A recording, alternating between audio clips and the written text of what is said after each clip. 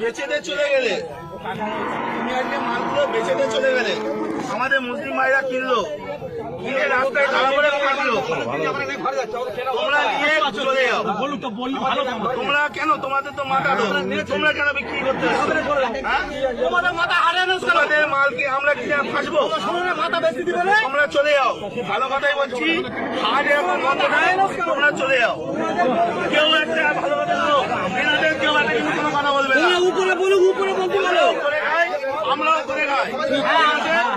এখন কথা হচ্ছে ওনাদের মাথা, ওনারা বেচে দিচ্ছে, আমাদের মুসলিম ভাইরা কিনছে, কিনে ফেসে যাচ্ছে, ওনারা টাকা টেনে বাড়ি চলে যাচ্ছে, আর কিন্তু ওনার সমস্যা নেই।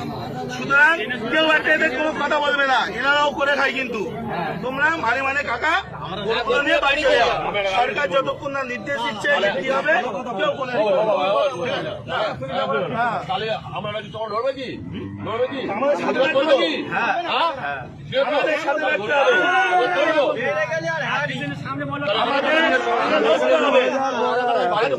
আজকে শোনো, আজকে ভারতবর্ষে এই গরু এক্সপোর্টে ইন্ডিয়ার দ্বিতীয় নম্বরে, আর আমরা আজকে করছি অপরাধ আমরা করে ফেলেছি।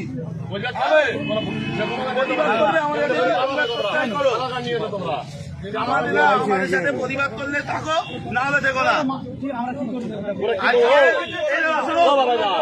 জানি না আজকে এই গো মাংস, গরু মাংস বাইরের দেশে এক্সপোর্ট হচ্ছে, আমাদের ইন্ডিয়া দ্বিতীয় নম্বরে।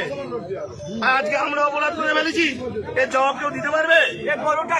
সুতরাং টাকা নাম বলো, সঞ্জয়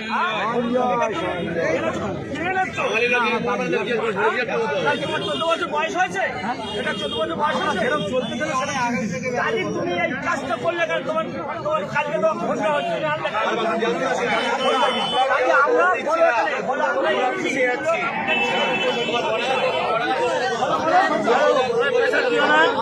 পেশা কি না, আমাদের